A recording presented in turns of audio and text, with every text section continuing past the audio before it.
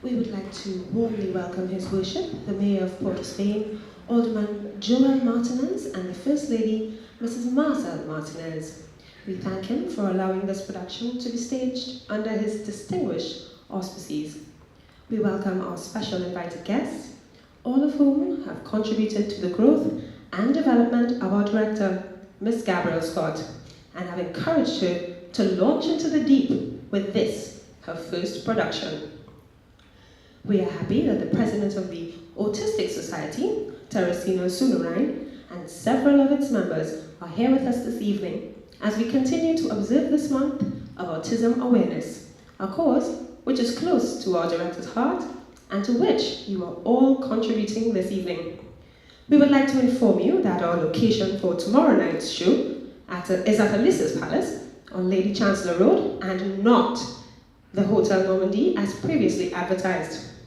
Finally, we thank you, our audience, for being here, and we invite you to sit back and be activated as we experience Much Ado About Nothing.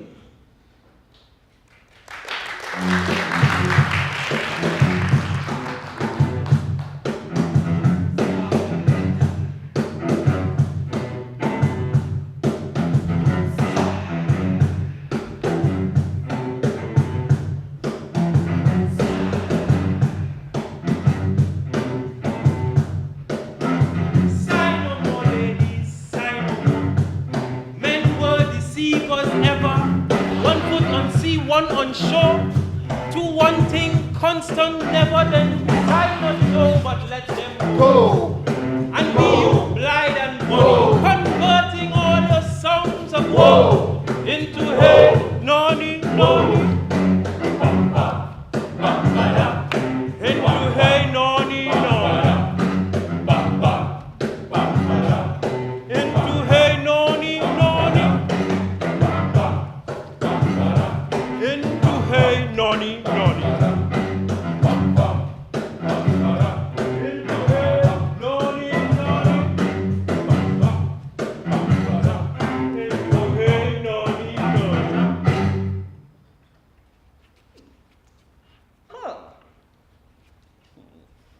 I learn in this letter that Don Peter of Aragon hath come this night to Messina. How many gentlemen have you lost in this action? But few of any sort and none of name. A victory is twice itself, and the achievers bring home full numbers. I find that Don Peter hath bestowed much honor on a young prince called Claudio. Much deserved on his part, and equally remembered by Don Pedro.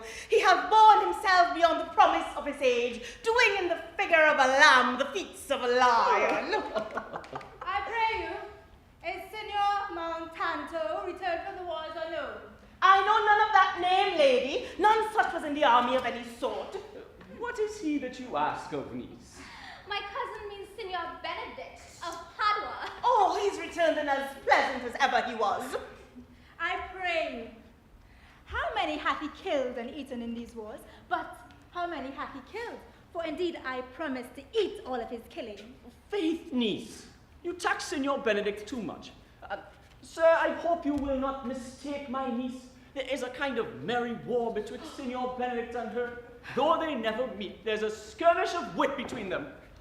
Who is his companion? No, he hath every month a new swan brother. Is it possible? Very easily possible.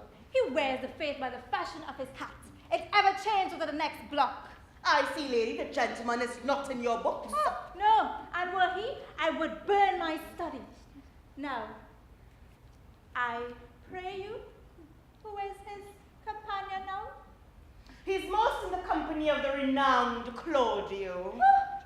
He will hang upon him like a disease. God help the noble Claudio. I will hold friends with you, lady. Do, good friend, do. Introducing Gerald from Shakespeare. Don Pedro is approaching.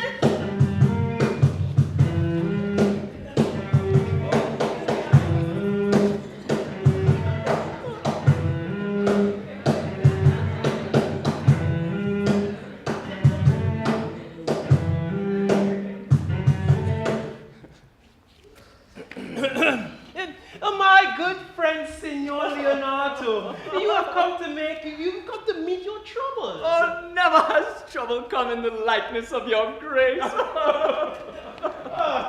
You embrace your charge too willingly. I think this is your daughter. Oh, why, her mother hath many times told me so. Were you in doubt, sir, that you asked her? No, Signor Benedict. But then were you but a child? If Signor Leonardo be her father, she would not wear his head on her shoulders for all of Messina, as like him as she is. I wonder that you would still be talking, senor. Nobody marks you. What? My dear Lady Disdain, are you yet living? Is it possible that courtesy itself must die when she had made such food to feed it as Signor Benedict? Courtesy itself must convert to disdain when you walk in her presence. Then is courtesy a turncoat. But it is certain I am loved of all ladies, only you excepted.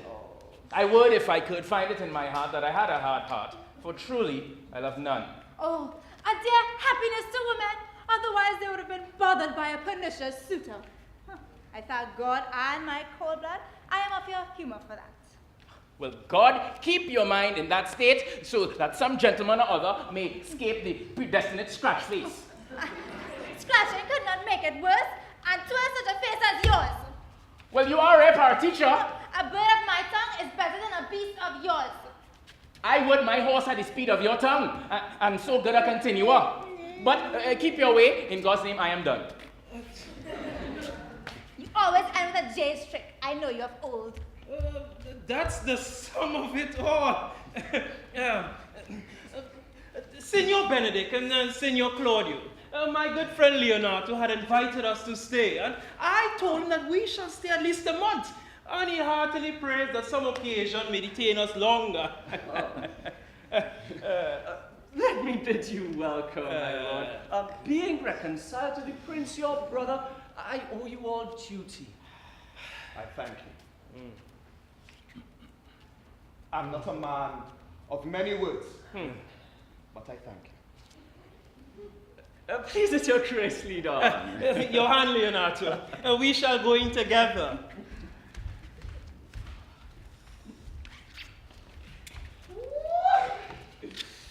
Benedict! Dost thou know the daughter of Signor Leonardo? I looked on her, but I noted her not. Is she not a modest young lady? Do you question me like an honest man do for my true and simple judgment? Or would you have me speak as my courtesy, being a professed tyrant of their sex? No. I pray thee speak in sober judgment. Okay. Why, in faith, methinks she is too low for high praise, too brown for fair praise, too little for great praise. Only this commendation I can afford her. Were she any other than she is, she weren't handsome. Meaning only that she is, I do not like her. Thou thinkest I'm in sport, but I pray thee tell me how thou really likest her. Would you buy her that you inquire after her? Can the world buy such a jewel? Yeah. And a case to put it into. In my eye, she's the most beautiful lady that I ever looked upon. I can yet see without spectacles, and I see no such matter.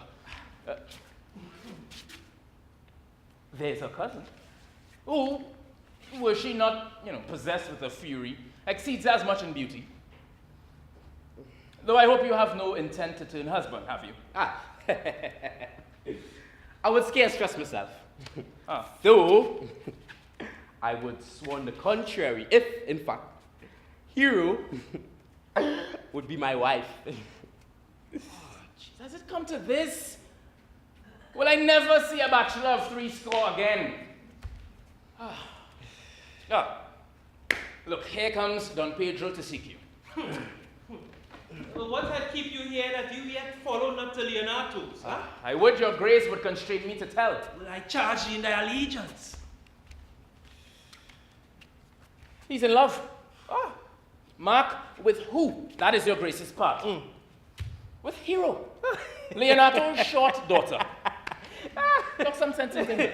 Amen if you do love her. For the lady is very well worthy.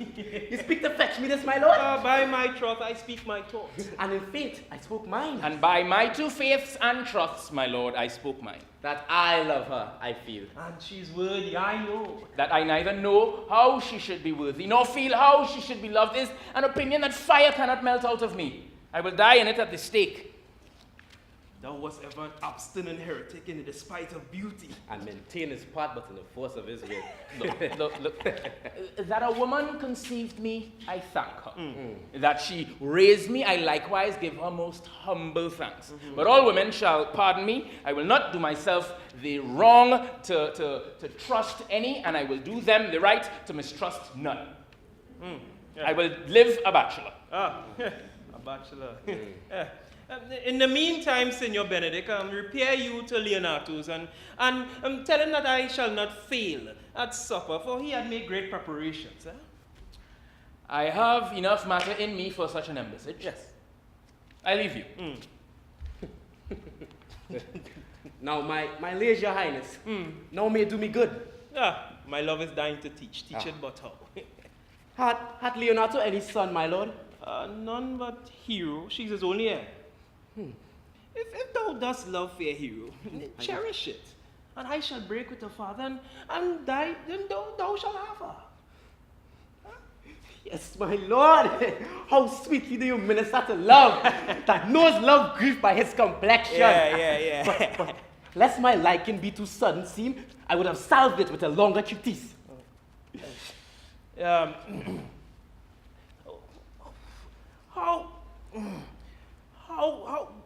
What need the bridge be much broader than the flood? The fairest grant is the necessity. Come, what will service fit, and I shall fit thee with the remedy. I know there shall be a reveling tonight, and I will assume thy part in some disguise and tell fair Hero that I am Claudio.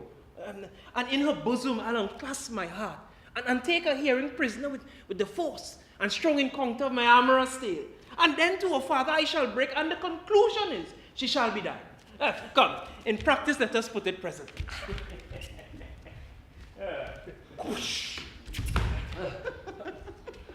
How now, brother? Where is my cousin, your son? Hath he provided this music? Well, brother, he seems very busy about it. Yes, that's my brother. Yes, he white. Yes, I black. Ebony, ivory. All this stuff. He seems very busy about it. But, brother, I have strange news that you yet not seem to dream of. Well, are they good? They will well show out with. The prince and Count Claudio were thus much overheard by a man of mine. The prince discovered to Claudio that he loved my niece, your daughter, and meant to acknowledge it this night in a dance. And if he found her correct, he meant to take the present of time by the top and instantly break with you of it. The man in the winter told you this? A good sharp fellow. I will send for him, and you can question him yourself. Fellow! No! We will hold it as a dream till it appears itself. I will go and prepare my daughter with all, so that she may be the better prepared for an answer. Go you and tell her of it. Niece!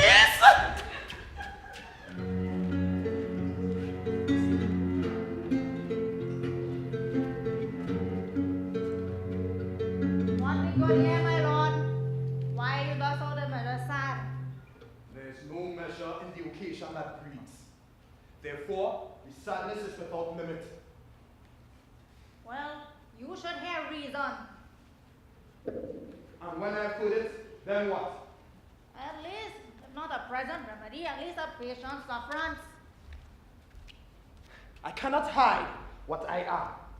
I must be sad when I have cause, and smile at no man's jest. Eat when I have stomach, and wait on no man's leisure. Sleep when I'm drowsy, and tend on no man's business.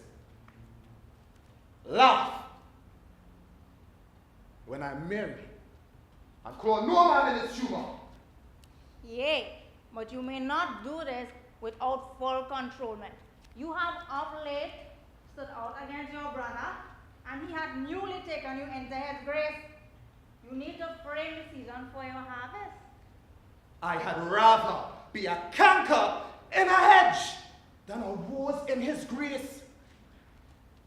What is the tie that fooling people? I am a plain dealing villain, trusted with a muzzle, and therefore decreed not to sing in my cage. If I had my mouth, I would bite. If I had my liberty, I would do my liking. Until then, let me be that I am and seek not to alter me. Can you make no use for your discontent? I make all use of it, for I use it only.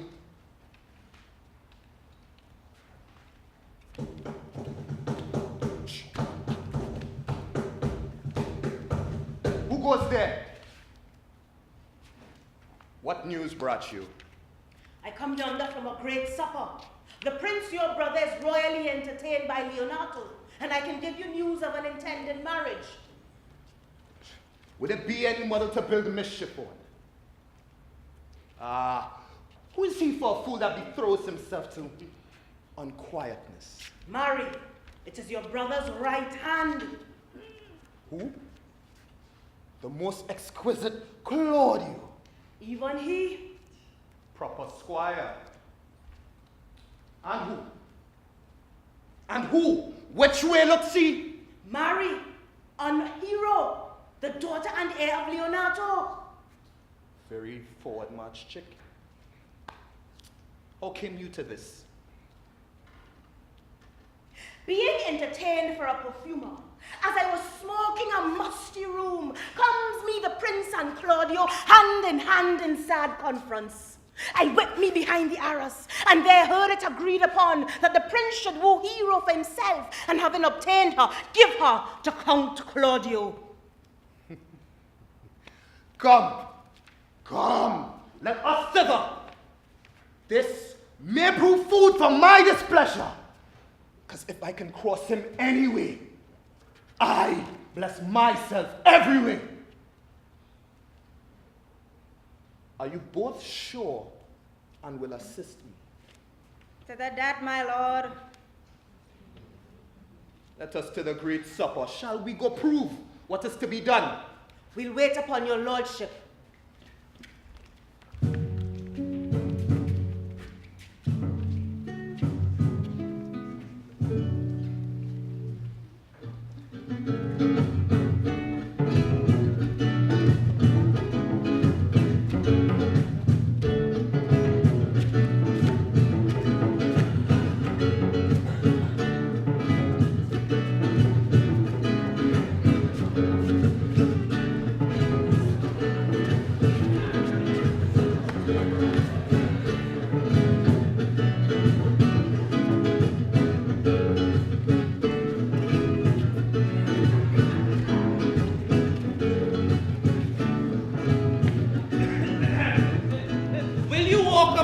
Your friend? So, you walk softly and look sweetly yet say nothing. I'm yours for the walk, especially when I walk away. With me in your company? I may say so when I please. And when please you to say so? When I like your favor. Speak low if thou speaks low. Well, I wanted it like me. So would not I for your sake. I have many ill qualities. Yeah, and which is one? I say my prayers aloud. I love you the better to hear us me cry in bed. God match me with that I know you well enough. You are Signor Antonio. That's a word I am not. I know you by the waggling of your head. To tell you true, I counterfeit him. You could never do him so ill well unless you were the very man. Here's his dry hand up and down. You are he. You are he. I am not. Can virtue hide itself? Can a most excellent wit hide itself? You are he. I am not. Will you not tell me who told you so? No, you shall pardon me. Nor will you tell me who you are? Not now. Oh, that I was disdainful, and I had my wit out of the 100 merry tales. Well, it was Senor Benedict that said so.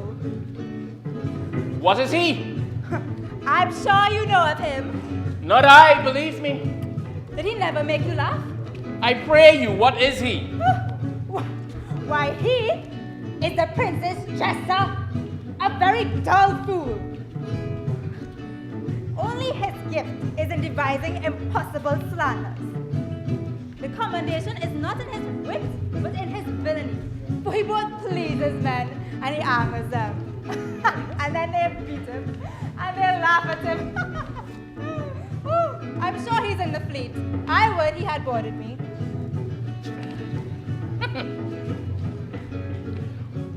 When I know the gentleman, I will tell him what you say. Do. We must follow the leaders. In every good thing. Ah, yes. If I spot any ill, I will leave them on the next turning. Yeah.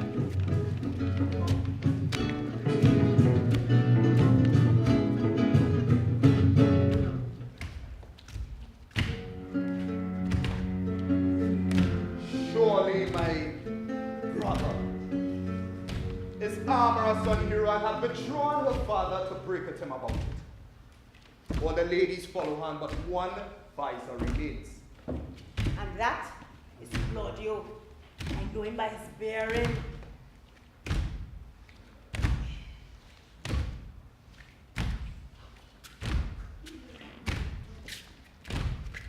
Are you not Signor Benedict? Yes, you you know me well. I am he, Benedict, in the flesh. Signor, you are very near my brother in his love. I pray you, dissuade him from hero. She is no equal for his birth. You do your part of an honest man. How you know? How you know he loves her? I heard him swear his affection. I heard him too. He swore that he would marry her tonight. Come, let us to the banquet.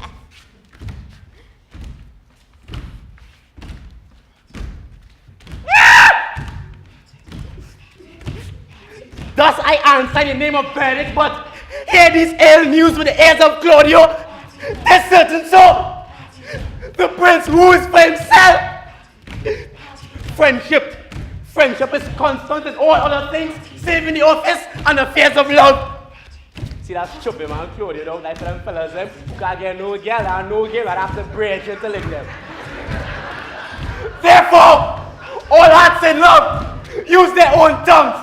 Let every eye negotiate for itself, and just no agent for beauty is a witch whose fate comes melted into blood. This is an accident of holy proof. I mistrusted not. Farewell! Hero!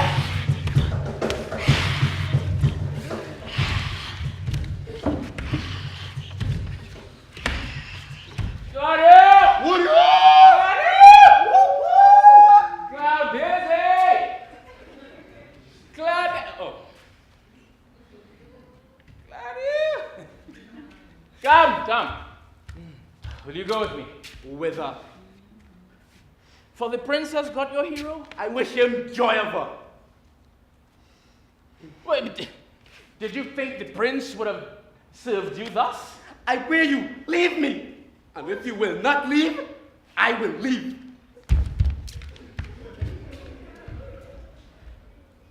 Auntie.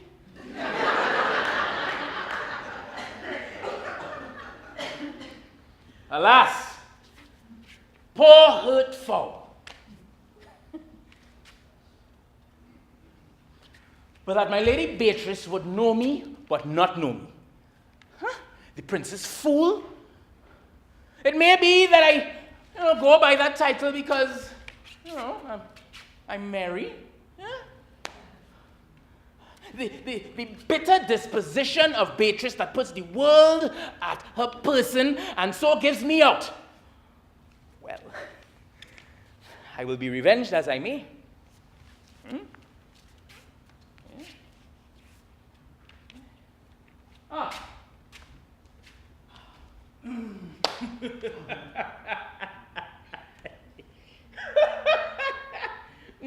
Yeah.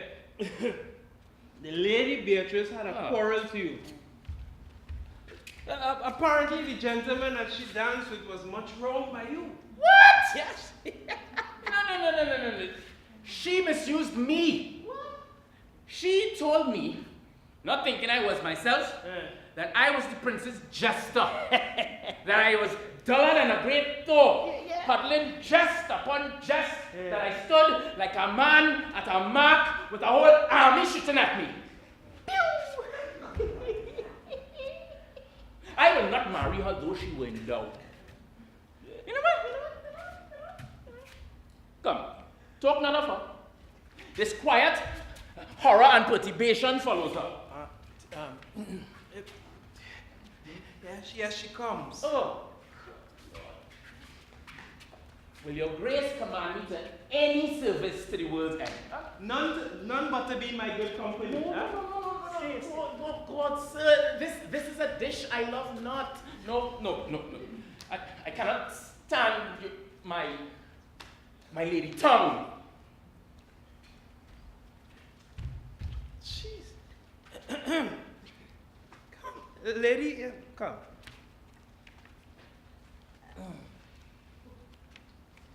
You have lost the heart of Senor Benedict. Indeed, Your Grace. You might as well say so. For indeed, he lent it to me a while. Ooh. And I gave him good use for it. A double heart for a single one. Yeah. Married, once before, he won it of me with false dice. So Your Grace may well say I have lost it. You have put him down, lady. You have put him down. So I would not he should do me, my lord. Now, unless I prove to be the mother of fools, I have brought Count Claudio, whom you've sent me to seek. Wherefore, Claudio? Wherefore are you sad? Not sad, my lord. How then, sick? Not sick, my lord, neither. The Count is neither sad nor sick, nor merry, nor well, but civil, Count. Civil as an orange, or something of that jealous complexion. Look, Claudio, I have wooed in thy name, and fair you is one. I broke with your father, and his goodwill obtained. Come. Name the day of the marriage, and God give thee joy. Come. Count, take of me my daughter, and with her all of my fortune. For his grace hath made the match, and all grace amen. Amen to it. Speak, Count, 'tis your cue. I don't know what to say! Silence is the perfectest herald of joy. I were but little happy if I could say so much. Lady, as you are mine, I am yours. I give away myself for you and do it upon the exchange. Speak.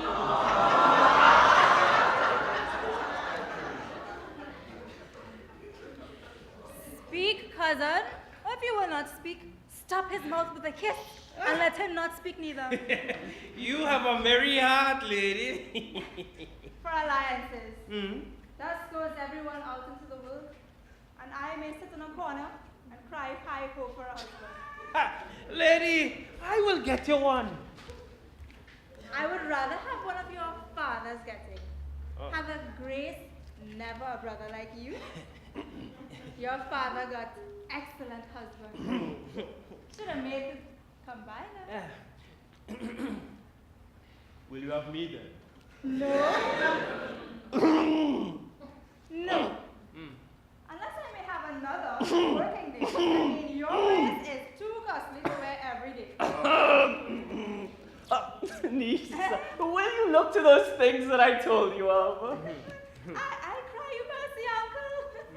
By your grace's pardon. Yeah. A well-spirited lady. Oh, there's not much of the melancholy element in her, Lord. She's not ever sad but when she sleeps, and not ever sad then. She can't even tell of her husband. By no means. She mocks all her woes out of suit. Oh, but she would make an excellent wife for Benedict. Oh, Lord. If they were but a week married, they would talk themselves mad. Claudio, when mean you to go to church? Tomorrow, my lord. Yes. For love goes on crutches till all love has all its rights. Not till Monday, my dear sir, which is a just 7 night and far too short for all things dance in my mind. Claudio, time shall not go dully by on us. In the meantime, I shall undertake one of Hercules' labors, which is to bring Signor Benedict and Lady Beatrice in a mountain of affection, one with the other. Well, if you three but give assistance as I give direction. Oh, my lord, I am for you. And I, my lord. And you, fair hero? I will do any modest office, my lord, to help my cousin to a good husband. Oh, good. Well, let us go in and I shall give you my drift, yeah?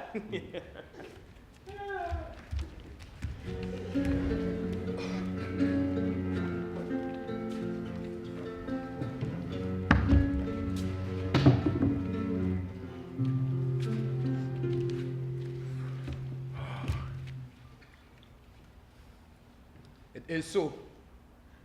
Count Claudio will marry the daughter of Leonato. Yea, Lord, but I can cross it. Any bar, any cross, any impediment will be medicinable to me. I am sick in displeasure to him. How canst thou cross this marriage? Not honestly, but so covertly that no dishonesty shall appear in me. Show me. Briefly, how? I think I told your lordship a year since how much I am in the favor of Margaret, the lady hero's gentlewoman. I remember. I can at any unseasonable instant of the night appoint her to look out at her mistress's chamber window. What life is in that to be the death of this marriage? The poison of that lies in you to temper. Go you to the prince, your brother. Tell him that he hath wronged his honor in marrying the renowned Claudio, in whose estimation do you mightily uphold to a contaminated stale, such a one as hero. What proof shall I make of that? Proof enough to misuse the prince, to vex Claudio, undo hero, and kill Leonato. Need you any other issue? Only to despise them. I will endeavor anything.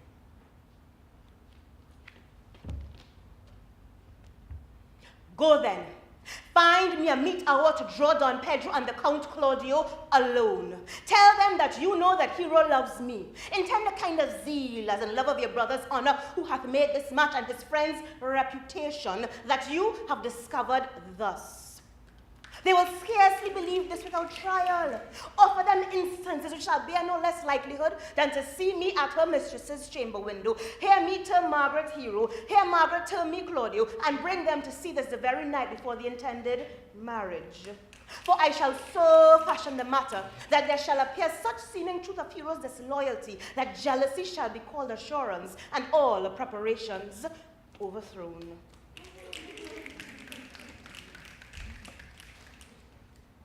Grow this to whatever adverse issue it can. I will put it in practice. Be cunning in your work in this, and thy fee is 1,000 ducats. Be you constant in the accusation, and my cunning shall not fail me. I'll presently go learn their day of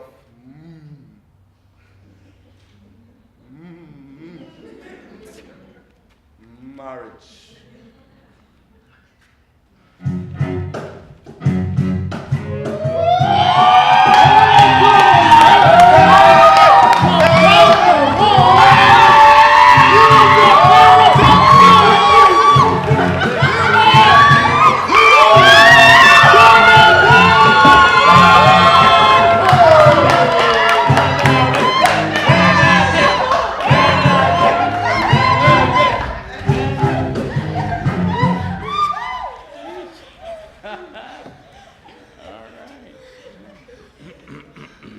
Good night. Now, I do much wonder how one man, seeing how much another man is a fool after he hath dedicated his behaviors to love, will, after he hath laughed at such shallow follies in others, become the argument of his own scorn by falling in love. And such a man is Claudio. Now, I had known when there was no music in him but the drum and the fife. Now, he'd rather hear the tabor and the pipe. I had known when he would walk 10 miles afoot to see a good armor. Now, will he lie 10 nights awake, carving the fashions of a new doublet. He was wont to speak plain and to the purpose, like an honest man, like a soldier. Now, has he turned orthography? His words a fantastical banquet, so many strange dishes. May I be so converted and see with these eyes? I mean, one woman is fair, yet I am well. Another wise, yet I am well. Another virtuous, yet I am well. But till all graces be in one woman shall never come in my grace. Okay, now, a lot of men publicly denounce love, for fear of, being vulnerable and commitment. And honestly, when I say a lot of men, I actually mean me, like Kern, the actor. Sorry, all you need to hear is sorry for wasting your time. Let's go back to the story. Sorry. Now, rich she shall be. That's for certain. Wise or I'll none, virtuous or I'll never cheapen her, fair or I'll never look on her, mild or come not near me, noble or not I for an angel, of good discourse, the excellent musician here. Here be of whatever color, please God. The prince and Miss Your Love.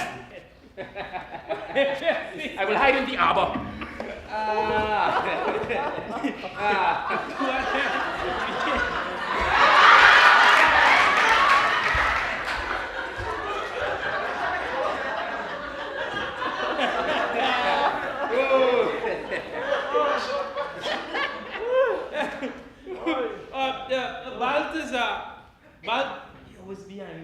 Balthazar, we will hear that song again.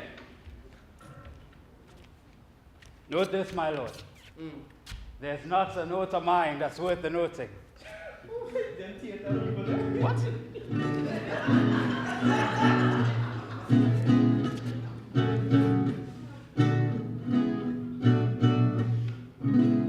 Sigh no more, ladies, sigh no more. Man was deceived, was ever 1 foot on sea, 1 on shore.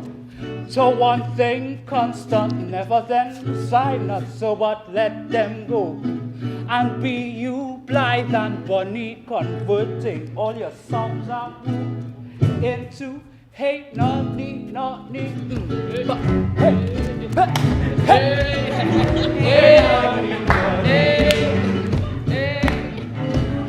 Into hey, nonny, nonny.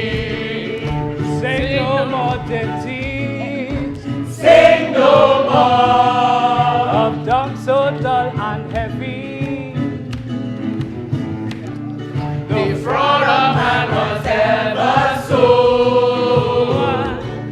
Since summer first was a leafy. Let silence so don't let them go. And be you blind and bonny, converting all your songs of woe into hey, nonny, nonny. Into hey, nonny, nonny. Into hey, nonny, nonny.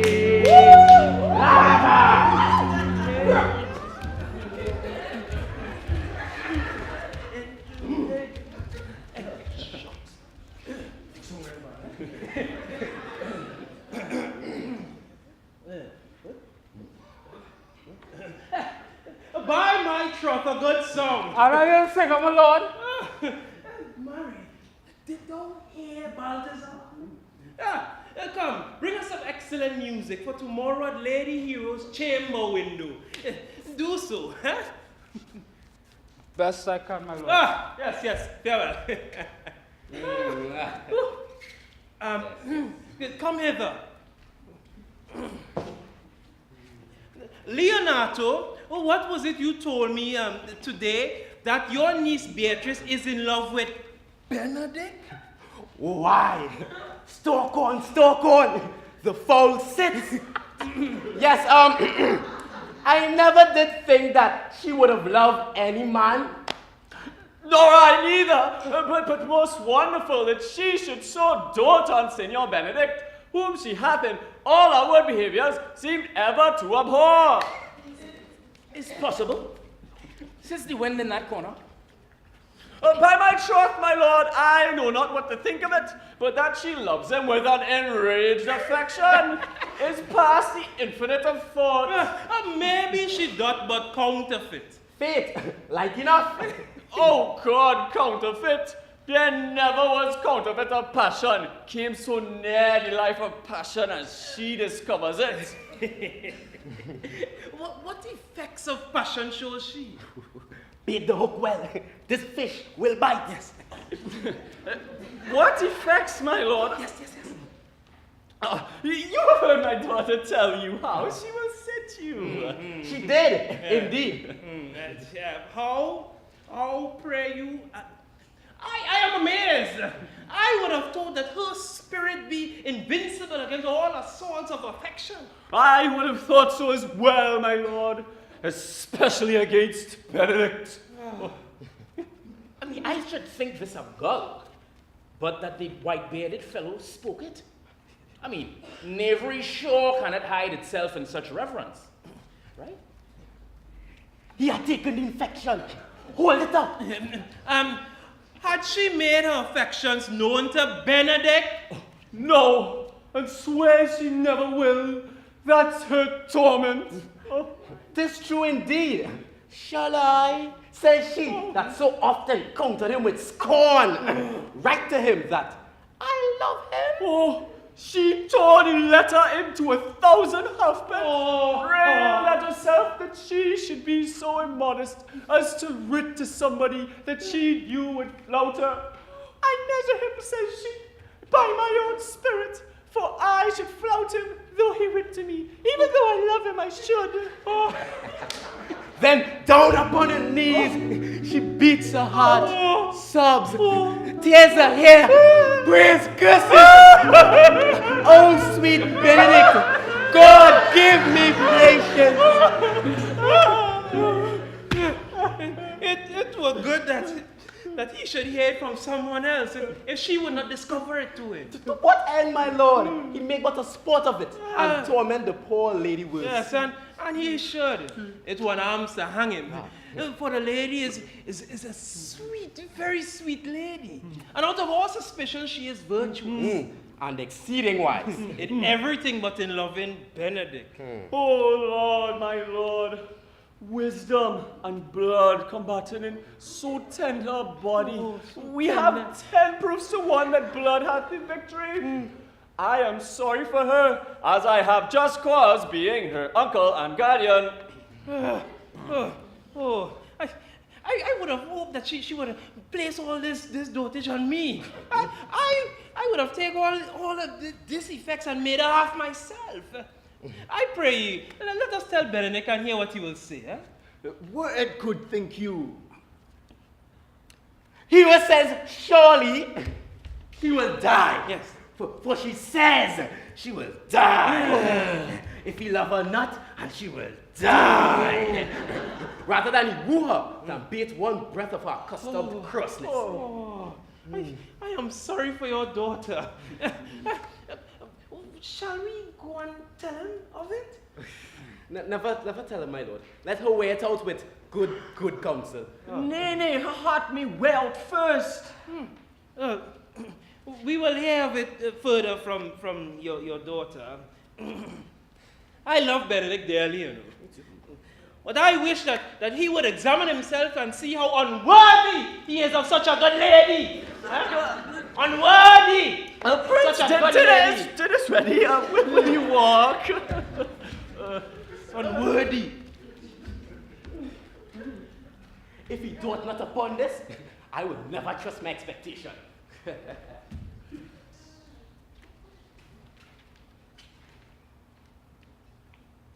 Jeez, this hot. This can be no trick. The conference was sadly born. They have the truth of it from hero. They seem to pity the lady. It seems her affections have their full bent. Love me. Why, it must be requited. I hear how I am censored. They say I will bear myself proudly if I perceive the love come from her. They say too that she will rather die than show any signs of affection. I did never think to marry. I must not be so proud. They say the lady is fair. 'Tis a truth. I can bear witness. Virtuous. 'Tis so. I cannot reprove it. Wise, except for loving me. Troth. The world must be peopled. When I said I would die a bachelor, I didn't think I would live to be married. You know? Here comes Beatrice. By this day, she is a fair lady. I do spy some marks of love in her. Shh, be cool.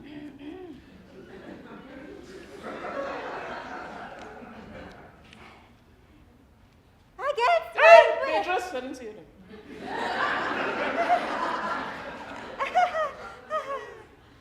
Against my will, I am sent to bid thee to come to dinner. Oh. I thank thee for your pains, sweet Beatrice.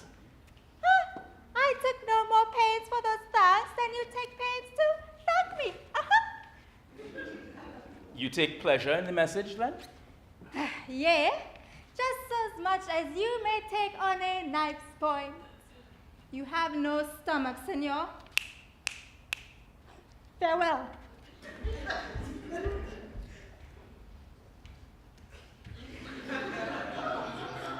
Against my will, I am sent to bid thee come to dinner. There's a double meaning in that. Yeah? Yeah? I'll take no more pains in these thanks than it took you pains to thank me. I mean, that's as much to say any pains I take for you is as easy as thanks, right? Huh? Yeah? If I do not pity her, I am a villain. If I do not love her, I'm a politician. I will go get her picture.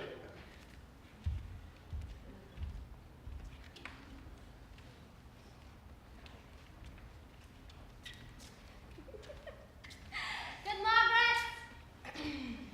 What took you so long? Anyway, run into the parlor. There you will find my cousin Beatrice proposing with the Prince and Claudio. Whisper her ear and tell her that Ursula and I walk in the orchard and our whole discourses of her. Say thou overheard us. Bid her steal in the pleach bower, and there she will hide to listen to our office. What are you still doing here? This is our office. Bear thee well and leave us alone. I'll make her come. I warrant you presently.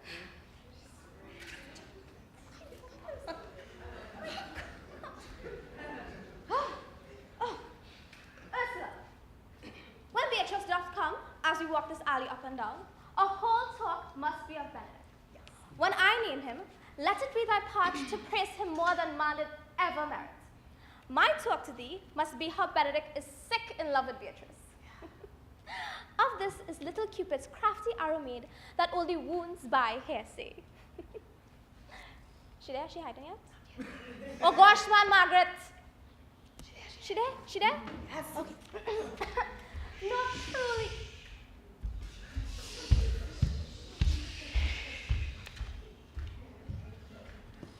No, truly, Ursula. She is too disdainful. I know her spirits are as wild and coy as haggards of the rock. And are you sure that Benedict loves Beatrice so entirely? So says the prince, and my new trust lord. And did they bid you tell her of it, madam? They did entreat me to acquaint her of it, but I persuaded them that if they truly loved Benedict, to let him wrestle with his affection and never let Beatrice know of it. Why did you so? Nature never framed a woman's heart of much prouder stuff than that of Beatrice. Disdain and scorn right sparkling in her eyes. She cannot love. And therefore, it certainly were not good that she knew of his love, lest she make sport of it. How? Why? You speak truth. I never once saw a man, how wise, how young, how noble, how rarely featured. But she would spell him backward. If fair-faced, she would swear the gentleman was her sister. If black, why, nature drawing of an antique made a foul blot. If tall, a lance ill-headed. If low, an agate vilely cut. If speaking, why, a vein blown with all the winds. If silent, a block moved with none. So she turns every man the wrong side out, and never gives to truth and virtue than that which simpleness and merit purchaseth. Sure. Such carping is not commendable. Commendable? Beatrice cannot be commendable, but who dare tell her so? If I should speak, would she mock me into air, laugh at me out of myself, press me to death with wit? Rather, let Benedict, like a covered fire, consume away in size, waste inwardly. Yet tell her over here what she would say. No! Rather, I will go to Benedict and counsel him to fight against his passion. And truly, I'll devise some honest slanders to stain my cousin with. You cannot do your cousin such a wrong. She cannot be so much without true judgment, having so swift and excellent a wit as she is prized to have, as to refuse so rare a gentleman as Signor Benedict. He is the only man of the West Indies, always accepted my dear Claudio. Signor Benedict, for shape, for valor, argument and bearing goes foremost throughout the West Indies. Indeed, he hath an excellent good name. His excellence did earn it. Ere he had it.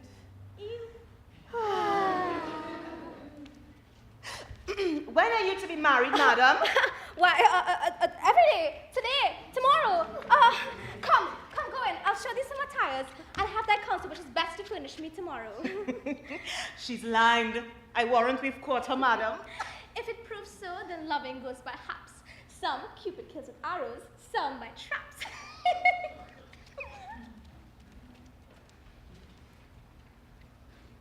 What fires in mine ears?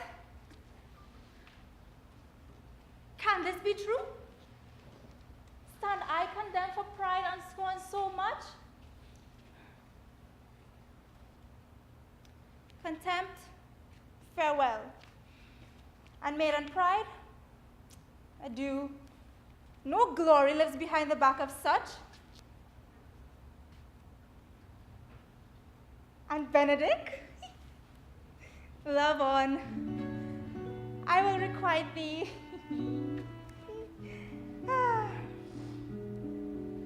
If thou dost love, my kindness shall incite thee, taming my wild heart to thy loving hand, to bind our loves up in a holy band.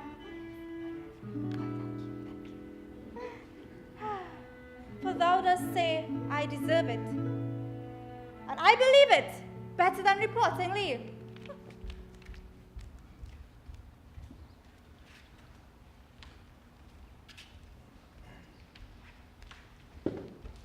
It's a jungle out there. The hunt is on. It's a jungle out there. And the hunt is on. It's a jungle out there. And the hunt is on. There's The hunt is on. a jungle out there. And the hunt is on. There's a jungle out there. And the hunt is on. There's a jungle out there. Gabby, ready, CG? There's a jungle out there. And the hunt is on. There's a jungle out there. And the hunt is on. There's a jungle out there. And the hunt is on.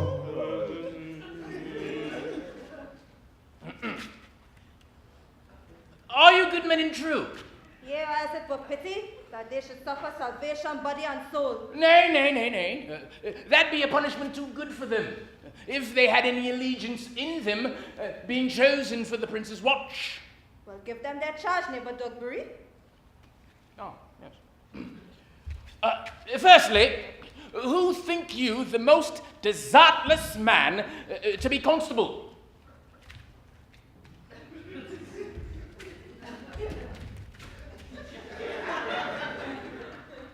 Inspector Ian Alexander. and Inspector Alain. Well, they can read and write. Come hither, neighbor Elaine. Yes.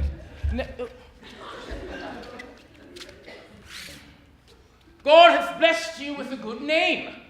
To be a well-favored man is a gift of fortune, but to write and read, that comes by nature. By which, Master Constable? You have, yes, I know that would be your answer. You are hereby thought to be the most senseless and fit man for the constable of the watch.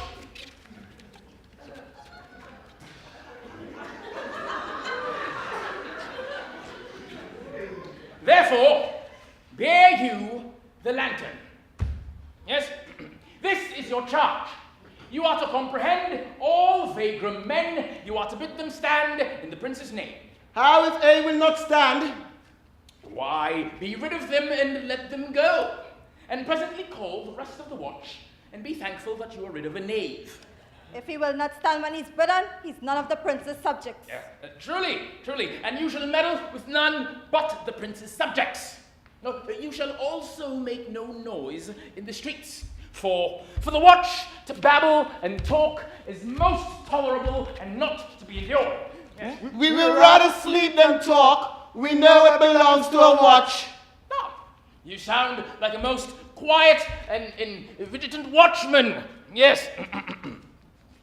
Only, I do not see how sleep shall offend. But have care your bills be not stolen. Yes? Now, you are to call to all the ale houses. You are to bid any man drunk get them to bed. How if they will not? Why, let them be till they are sober. If they do not make you, the better your answer. You may say they are not the men you took them for. Well, sir. Now, if you meet a thief, you shall, by virtue of your office, suspect that man to be no true man. For such kind of men, the less you meddle or make with them, the more is for your honesty. If we know him to be a thief, shall we not lay hands on him? By virtue of your office you may, but I think those that touch pitch shall be defiled. The more peaceable way for you, if you do meet a thief, is to let him show himself for what he is and steal away from your company. You've always been called a merciful man, partner. I shall not hang a dog by my will, yet alone a man who hath any honesty in him. If you hear a child cry in the night, you must call to the nurse and bid her still it. How if the nurse be asleep? Why, depart in peace, and let the child wake her with crying. For the ewe that will not hear her lamb when he bays will never answer a calf when he bleats. 'Tis be true. This is the end of your charge, gentlemen. Constable, you shall present the prince's own person. You shall see the prince in the night. You may stay him. Nay, my lady, I think I cannot. 5 shillings to 1 on it. He may stay him. Nay, my lady, I think it be so. Good. Good night, gentlemen.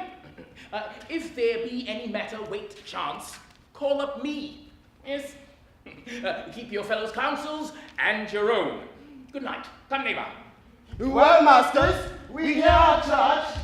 Let us sit upon the church bench till 2, then all to bed. One word more, honest neighbors. Do look about Signor Leonato's door. The wedding being there tomorrow, there's a great coil about tonight. Yes? Be vigilant. Adieu, I beseech you. Vigilant, vigilant. What, Conrad? Peace, stir not. Conrad, I say! Yeah, man. I am at thy elbow. Mas, and my elbow itched. I thought there would a scab follow. Oh, well, I owe thee an answer to that. But for now, forward with thy tale. Sit thee then, under this penthouse, for it drizzles rain, and I will like a true drunkard utter all to thee.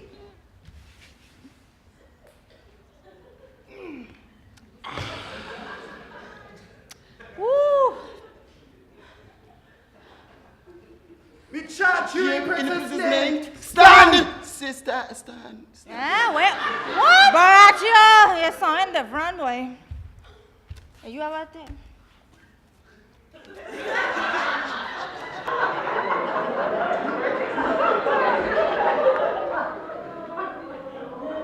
No need to deny that I have wooed, all right? The Lady Margaret Hero. Oh, and I will earn of dungeon 1,000 ducats. Never speak. We charge you.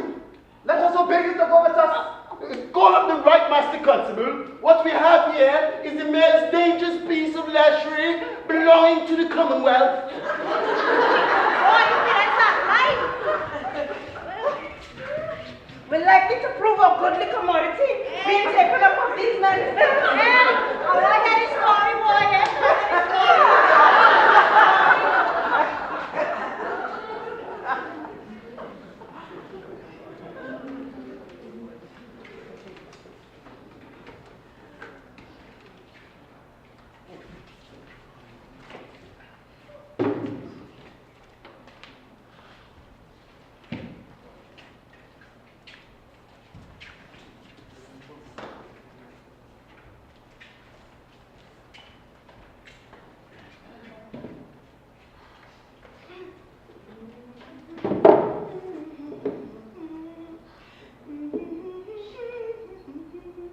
Good Margaret, good Ursula, sorry.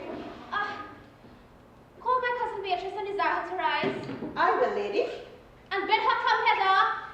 I will. God give me joy to wear it, for my heart is exceeding heavy. And 'twill soon be heavier by the weight of a man. I upon you, I'm not ashamed. Of what, lady? Of speaking honorably? Is that marriage honorable in a beggar? Is not your Lord honorable of marriage? What is the harm in the heavier for a husband? None, I think. Ask my lady Beatrice, else here she comes.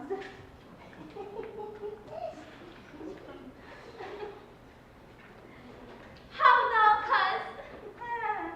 How now, cousin hero? Sweet hero. Okay, whatever. Why, don't speak in a sick tune. I'm out of all other tunes, methinks. Oh, it is almost 5 o'clock. I am exceeding and high hope. It is time you were ready, not so? You rhyme so well. Yes, I do. No, really, shouldn't you be getting ready? I am. Yes, well, like I said, I'm exceeding, I will high hope. For a husband. For the letter that begins with an all, H. Look at the gloves the Count sent me. They have an excellent perfume. I am stuffed cousin, I cannot smell. I'm made and stuffed with this goodly catching of coal. Catch you some of this Carlos Benedicta and lay it to your heart. It's the only thing for a quarrel. Oh, Benedictus? Is this a moral in this Benedictus? Moral, no. By my trust, I have no moral meaning, but methinks you look with your eyes as other women do. Madam, withdraw. The prince, the count, Claudio, and all the gallants of the town have come to fetch you to church. Come help me. The cards is back in your store.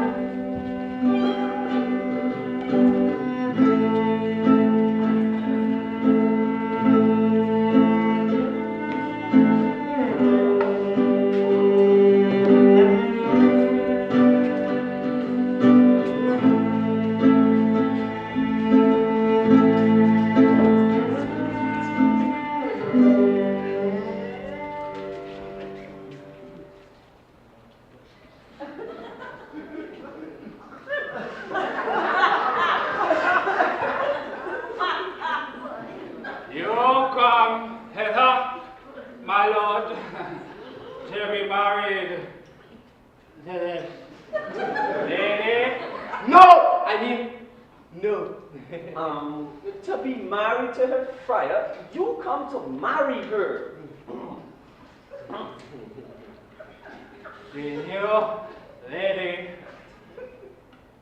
have to be married to this cup. I do.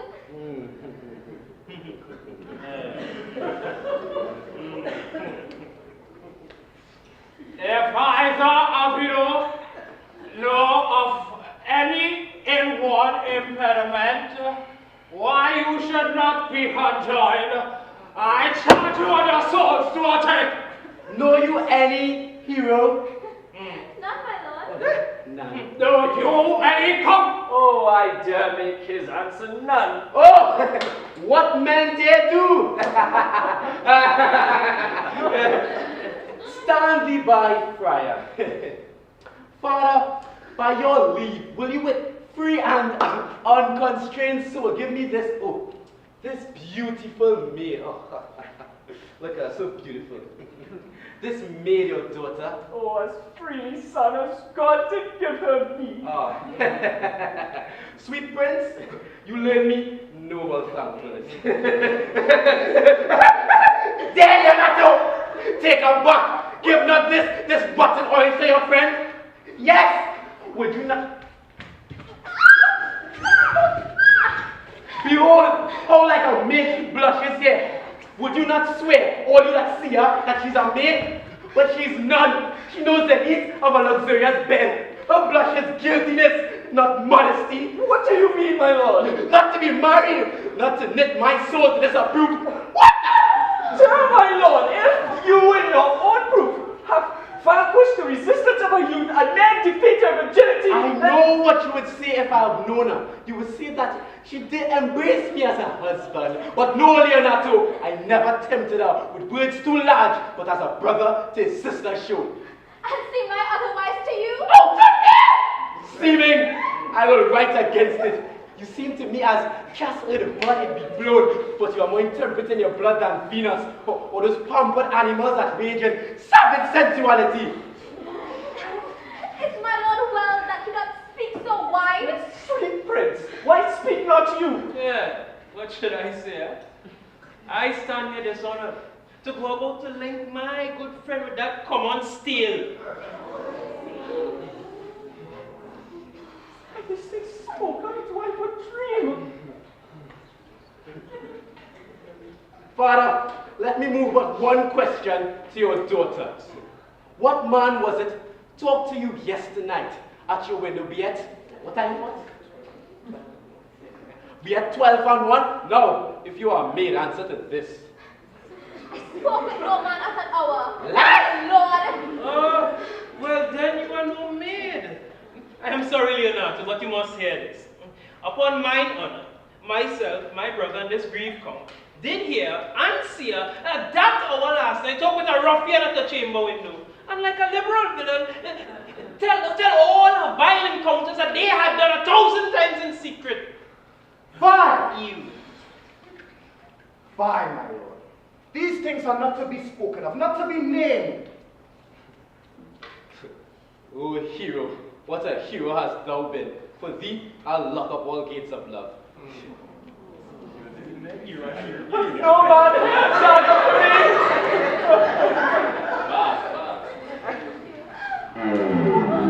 Oh no, cousin hero! Ah! Where must it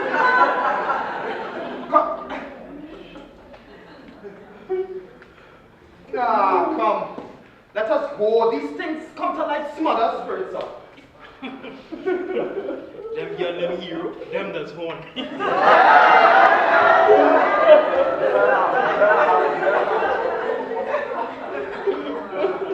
How does the ladies? Then, I think, Senor, Uncle, Friar, please help. Oh, fate! Take me not away, my heavy hand! Death is the very scum of her shame that may be wished for. How now, cousin hero? Comfort, lady. Dost thou look up? Yeah, wherefore says she not? Wherefore? Why doth not every earthly thing cry shame upon her? Can she benign story printed in her blood. Do not live, hero. Do not open thine eyes. Sir, be patient, be patient. Be patient. For my part, I am so tired and wonder I know not what to say. My sweet cousin, she is belied. Lady, were you her bedfellow last night? No, truly. Although, until last night, I would have this 12 months been her bedfellow. Confirmed! Confirmed! Would the two princes lie, and Claudio lie, that was so in love with her that speaking of the foulest washed him in tears? Hence from her! Let her die! Hear me a little, for I've only been silent for so long. Noting the lady, I have marked 1,000 innocent apparitions to start into our face, 1,000 innocent shames. This sweet lady and I not guiltless here under some biting her. Friar, it cannot be. Why seekest thou to come with an excuse that which appears in proper nakedness? Lady, what man is he you are accused of? They know that to accuse me. I know none. If I know more of any man alive than that which maiden modesty doth warrant, let all my sins lack mercy. O my Father, prove you that any man with me conversed, or that I maintain the change of words with any creature. So you see, right? He rather believed 2 men than he own daughter. Hashtag patriarchal society. Refuse me! Hate me! Torture me to death!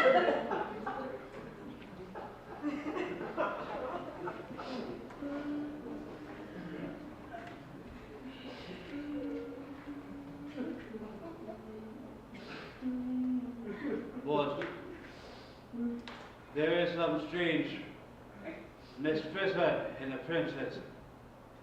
The two of them are the very bent of honor. If their wisdoms be misled in this, the practice of it lies in John the Bastard, whose spirits toil in frame of villainies. I know none. If they speak but the truth of her, these hands shall tear her. But if they wrong her honor, the proudest of them shall well hear it. Pause a while, and let my counsel sway you in this case. Your daughter,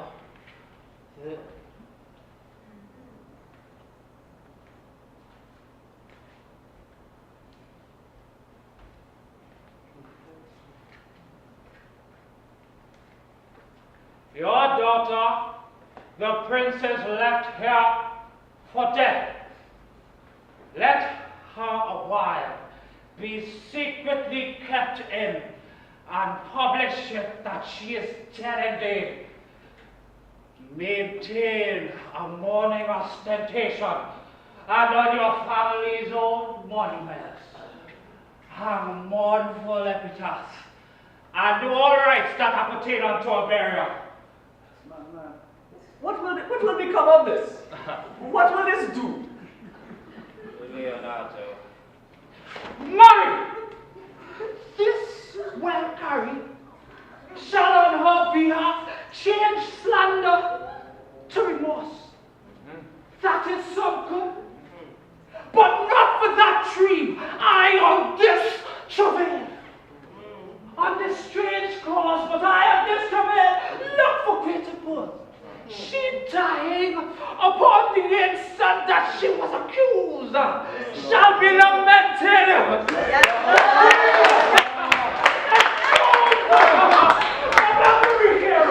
For it so falls out that what we have we prize not to the world, whilst we enjoy it, being a laughter and a lost. Yes. Why then we wrap the value? Preach. Why then we find a virtue which possession would not show us whilst it was ours. So will it fare with Claudio when he shall hear word of her life, of her death upon his word. The idea of her life shall imagination. Church. And if it sorts not well, you may conceal her in some religious and reclusive life, out of all tongues and lies and minds, and let do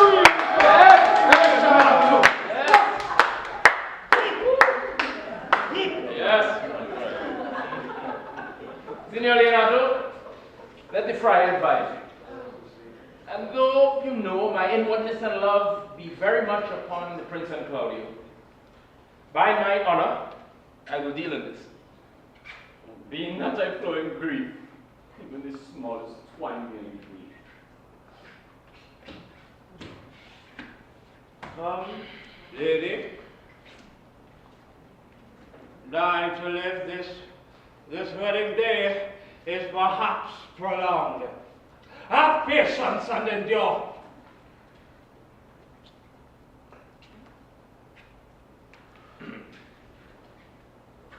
Lady Beatrice, have you wept all this while? Yeah, and I'll weep a while longer. I do not desire this. You have no reason to. I do it freely. Surely I believe your cousin has been wronged. Ah, how much must the man that deserve of me that would right her? Is there a way to show such a friendship? A very even way, but no such friend. May a man do it? It is a man's office, but not yours. I do love nothing in this world as well as thee. Is that not strange? As strange as a thing as I know not.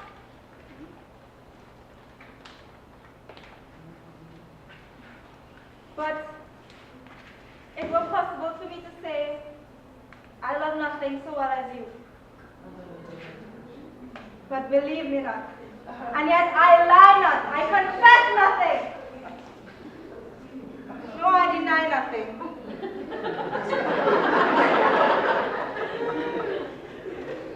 I'm sorry for my cousin.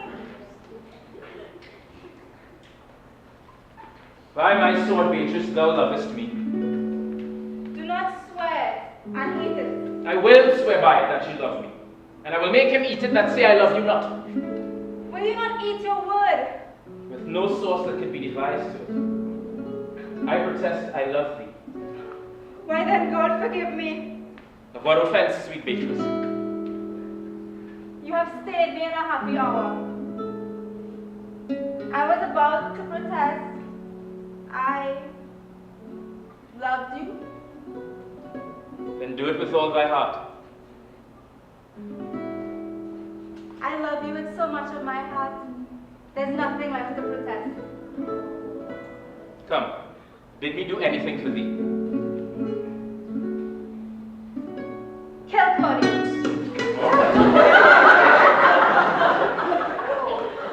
Not for the wide world. You kill me to deny it. Farewell. No, no, tarry, sweet Beatrice. I am gone. Though I am here. You have no heart in you, senor. So I pray you, let me go. Beatrice. In faith, I will go. We will be friends first. You rather be friends with me than fight with mine enemy? Is Claudio thine enemy? Has he not proven to be the height of a villain that hath slandered, scorned, and dishonored my kinswoman? Oh God, that I were a man! What? Come and bear hands, and then take hands away, and then with public accusation, unmitigated rather, uncovered slander! Oh God, that I were a man! I would eat his heart out in the marketplace. Hear me, Beatrice. Sweet hero, talk with the man out of a window. How proper saying? Nay, but Beatrice. She is wrong. She is undone. She is slandered. Beatrice. Oh God, that I had a man that would be a friend for my sake. But manhood is measured into courtesies and valor into compliments. I cannot be a man with wishing. grieving. Tarry, sweet Beatrice, by this hand I love thee. Use it for some other way than by swearing it. Think you in your soul become Claudio as wronged hero? As much as I have a thought or a soul. Enough. I will challenge him. I must leave you. Go comfort your cousin. I must say she's dead. And so, farewell.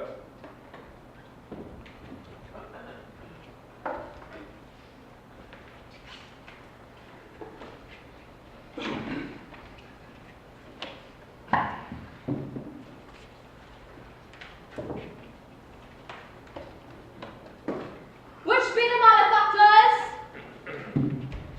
Yea, that am I. And my father. Nay, that's certain. We have the exhibition to examine. And which are the offenders to be examined? Let them come before Master Constable. Yea, Mary, let them come forth. Come. Not that forth. Very well. Thank you. What is your name, sir? Borachio. Write down Borachio. And yours, sir? I am a gentleman. Yes. And my name is Conrad.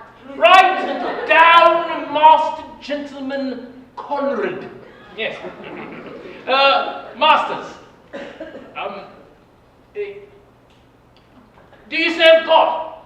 Yes, sir, we hope. Write down they hope they serve God. Yes. And write God first. For God defend, but God shall come before such villain. Thank you. Now, masters, it is proved already that you are little better than false knaves. How answer you for yourselves? Sir, we say we are none. A marvelous witty fellow, I assure you. But I will go about with him. Yes. Come hither, sirrah, a word in your ear. Not that hither. Thank you. I say to you, sir, it is thought you are false knaves. I say to you, we are none. Well, stand aside. Before God, they are in a tale. Have you written down they are none? Master Constable, you go not the way to examine. What? You must call forth the watch, their accusers. Oh, yea, Mary. That is the this way, yes. Let the watch come forth. Yes. Thank you. Masters, I bid thee, in the prince's name, accuse these men. This man said that Don John, the prince's brother, was a villain. Write down the Prince John a villain. Why, this is flat perjury to call a prince's brother villain. Master Constable. Peace, fellow. I do not like thy look. I promise thee. What heard you him say else?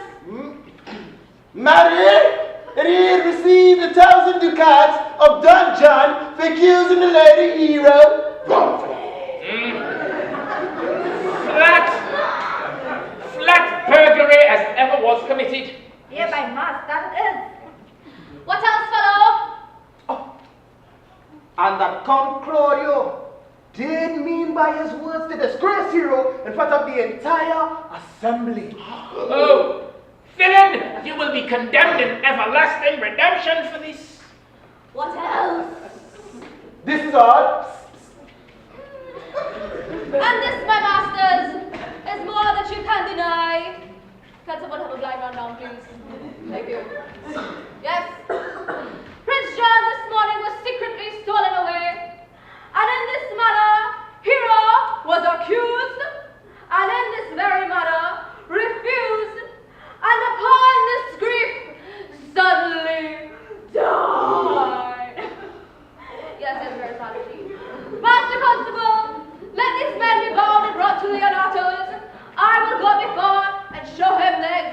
done.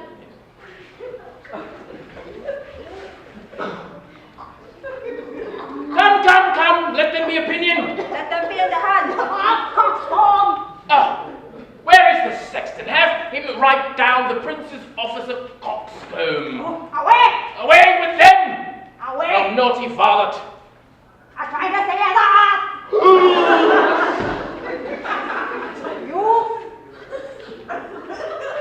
are an ass! Dost thou not suspect my place? Dost thou not suspect my years? Oh, that he be here to write me down an ass. But master, do remember that I am an ass. Yes. Though it not be written down, do not forget that I am an ass. I am a wise fellow, which is more an officer, which is more a householder, which is more as pretty a piece of flesh as any, and one that knows the law. Go to a rich enough fellow, go to one that hath had losses, go to one that has 2 gowns, and everything handsome about him. Bring them away! Oh, that I be ripped down ass.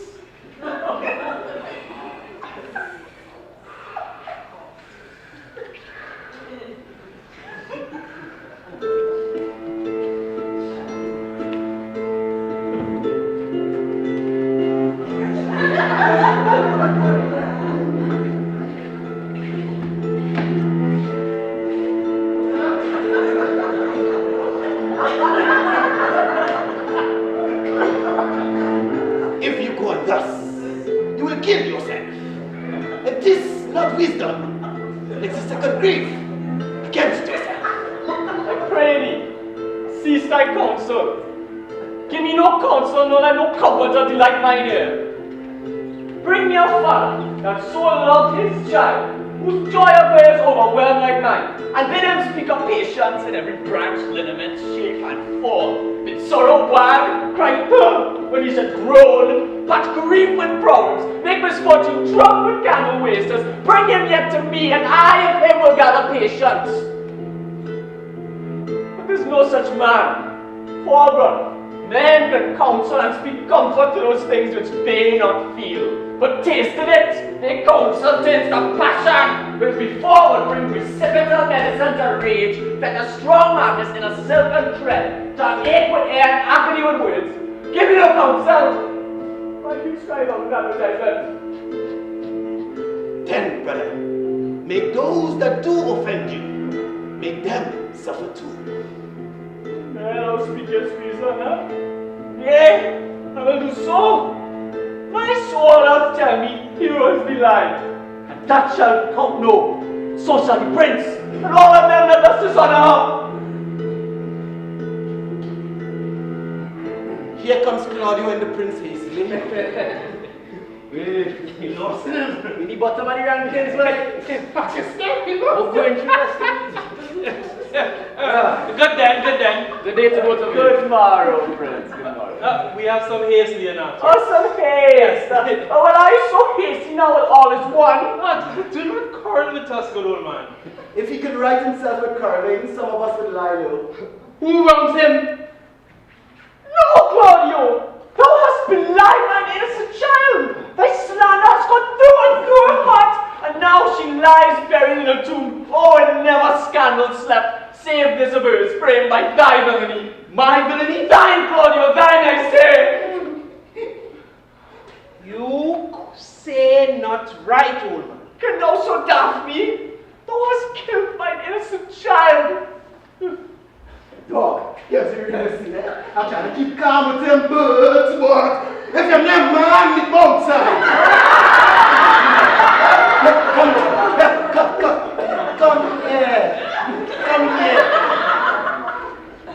Come here, sir boy.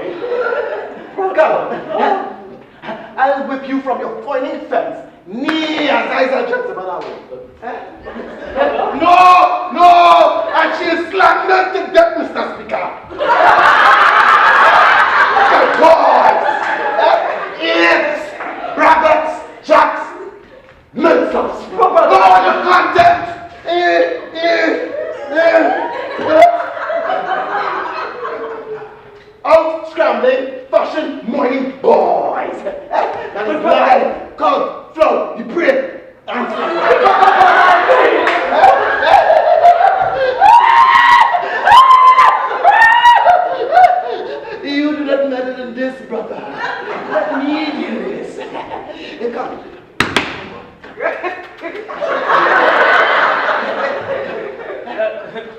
Gentlemen both, we will not wake your patience.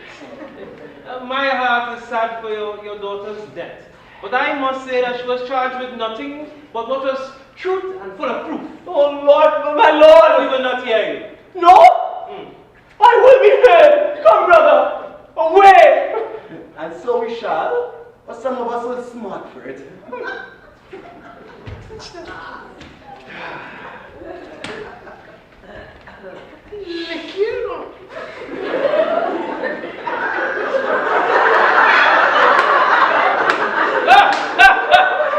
Here comes the fellow we are sent to seek. Now, senior, what news? I just had my face licked by an old man without teeth. Leonardo and his brother. Man, lick my face. Lick your face. Shall I have a word in your ear? Yeah. Oh God. You are a villain. You are a villain. I jest not. Oh. I will make it good how you dare, when you dare, and what you dare. Do me the right, or I will protest your cowardice. You have killed a sweet lady, and her death will fall heavy upon you. Let me hear from you. In faith, I thank him. You had bid me to a calf's head. I'll meet you so I have good cheer. Farewell. My lord, I thank you for your courtesies. I must discontinue your company. Your brother the bastard has fled, messenger. You among you have killed a sweet and innocent lady.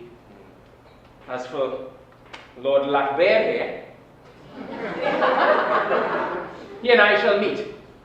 Until then, peace be with you. Peace be with you. He is in his earnest. In most profound earnest. I'll warrant you for the love of Beatrice. And I challenge thee. Most sincerely. Did he not say that my brother was fled? Ah! Come, sir. If justice cannot tame you, she will never weigh more reason in her balance.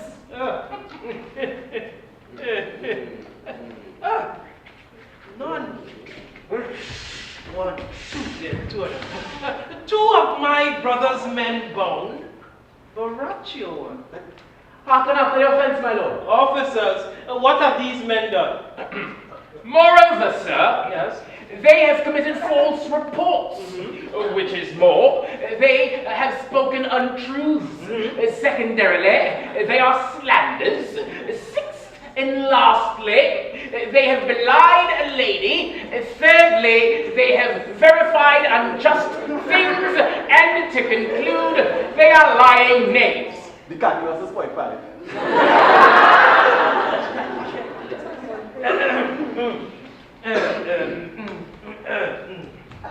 Firstly, I ask you, what have these men done? Thirdly, I ask you, what are their offense?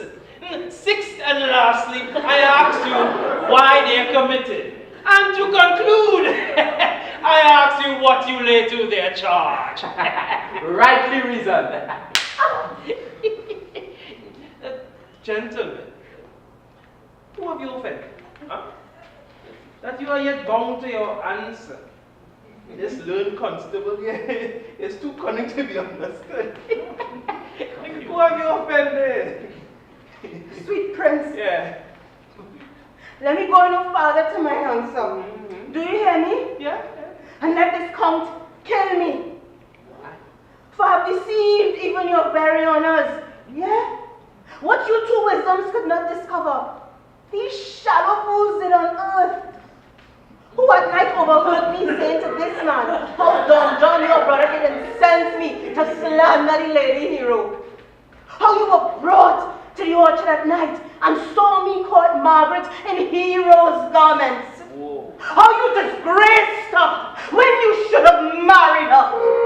My villainy they have upon record. And I rather it be sealed with my death than to repeat over to my shame. The lady is dead, but mine and my master's fall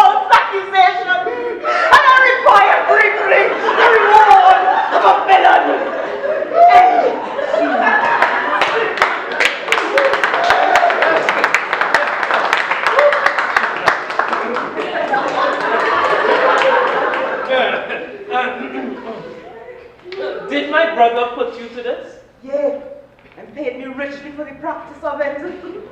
Sweet hero! Come, bring away the plaintiffs. By this time, the sexton has reformed the Signor Leonardo of the matter. Yes.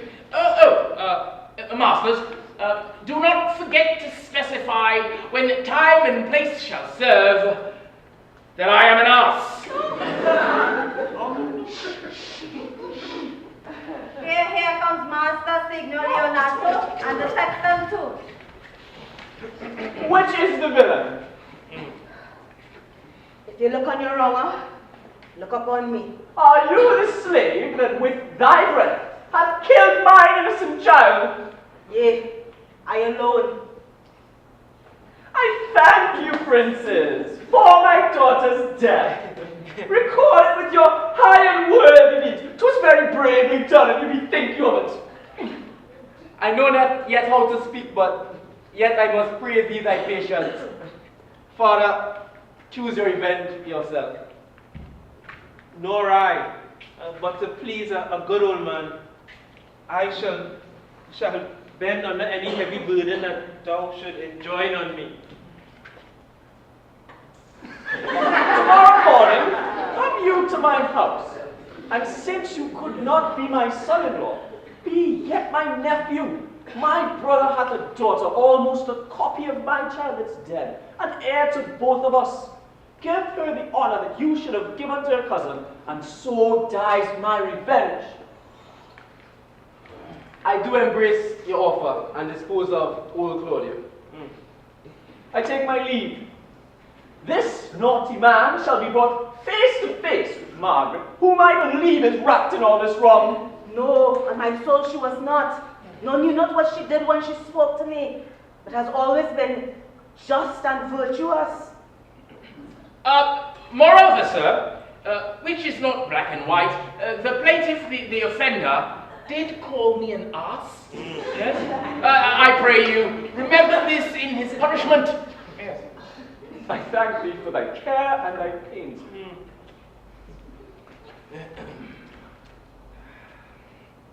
Here's that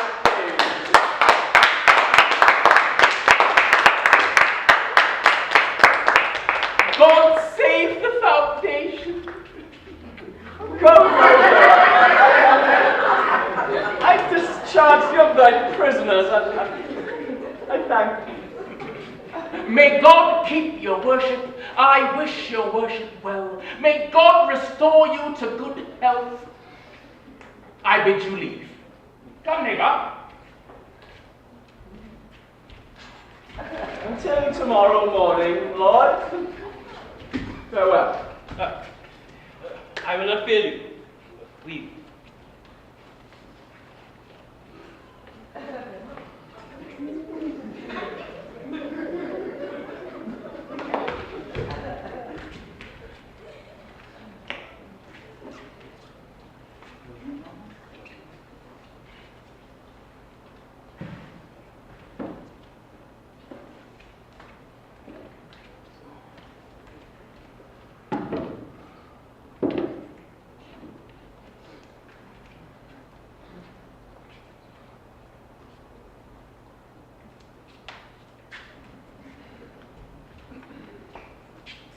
I pray thee, sweet Margaret, deserve well at my hands to have me speak of Beatrice.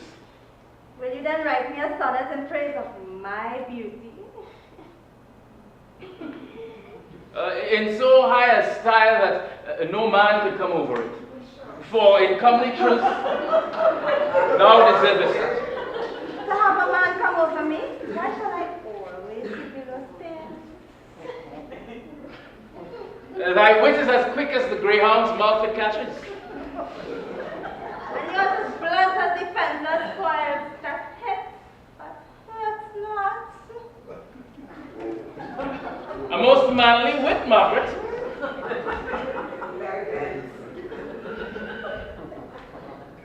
But I pray thee, it will not hurt a lady.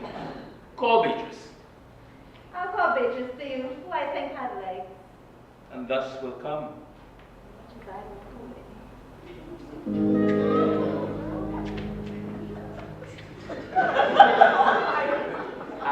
God. I got indifferent.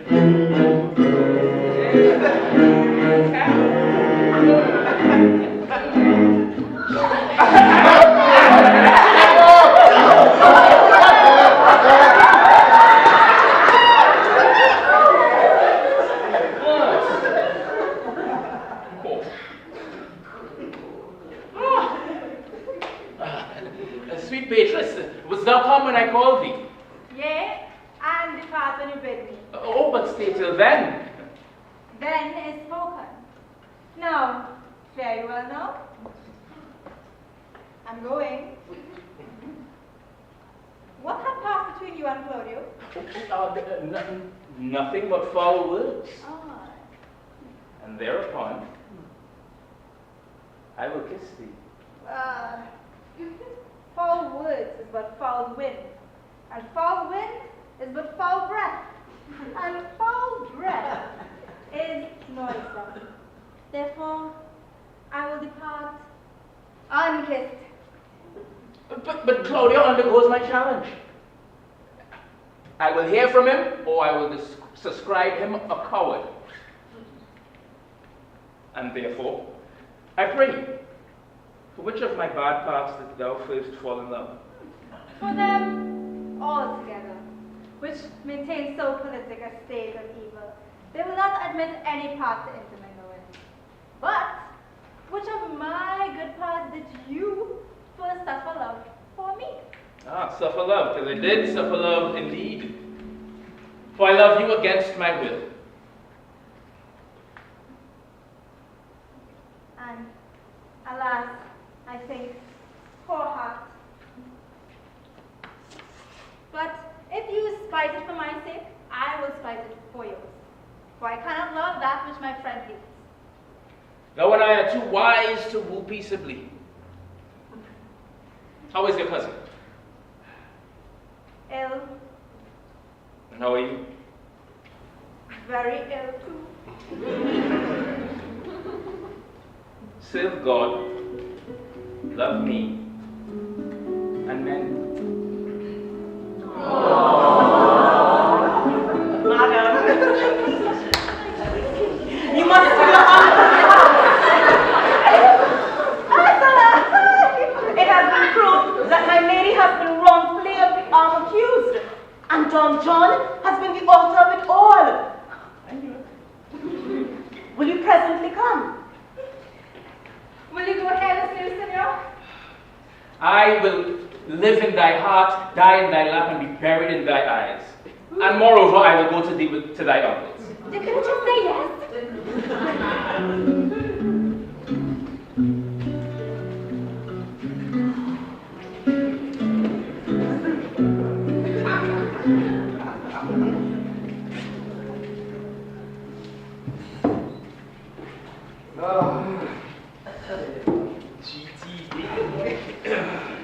Good den to this fair assembly.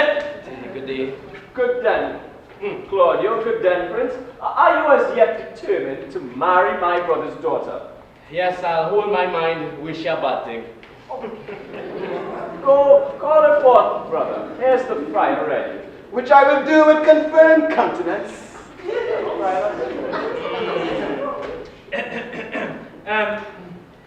Benedict, what is the matter?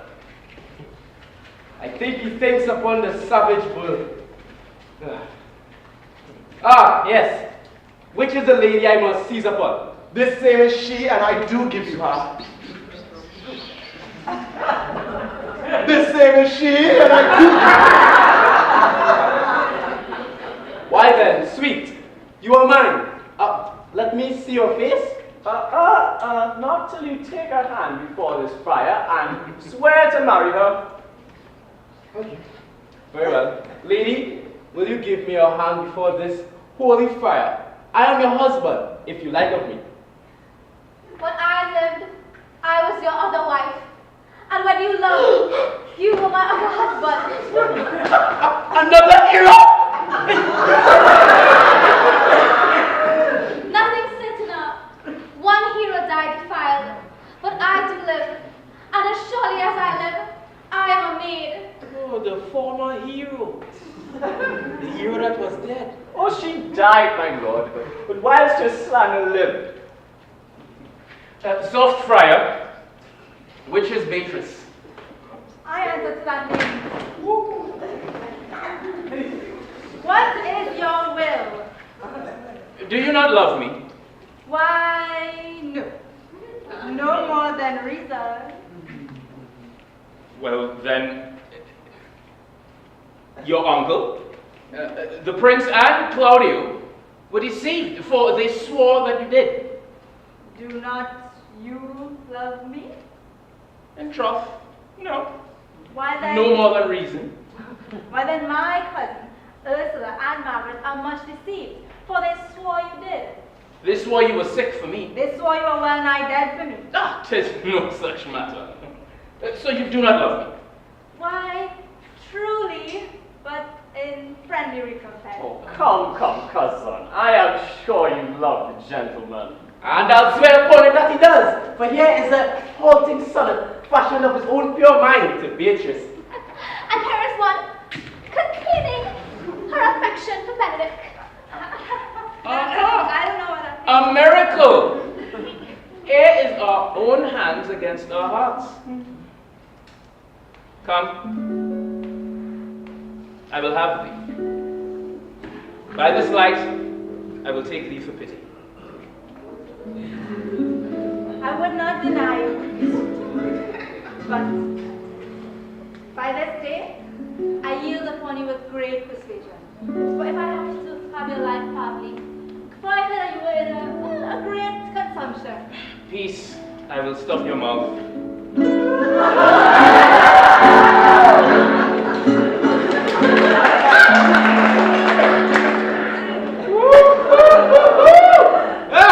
How now, Benedict, the married man? Well, in brief, since I do purpose to marry, I will think nothing to any purpose the world can say against it. Therefore, never flout me for anything I have said against it. For man is a giddy thing. Right, ladies? Yeah. Will you agree? And this is my conclusion. For thy part, Claudio, I did think to have beaten thee. But by this, thou art like my kinsman. Live unbruised and love my cousin. Come, we are friends, let us dance, so that we may lighten our hearts and our wives' heels. We are dancing afterwards. A word first. Sigh. Prince, you look sad. Yeah. Come, get thee a wife. Get thee a wife. There is no staff more reverend than one tipped in horns. No, not that one. Not that one. My lord, your brother Dungeon is taken in flight. Like, you see the airplane thing when the man with the I trap see up that there, on some man?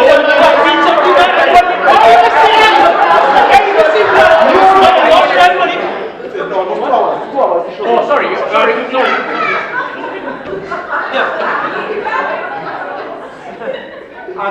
And is brought back with armed men to Messina. Come. Think not of him till tomorrow. I will devise thee a brilliant punishment for him. Come, strike up, vipers! Yeah.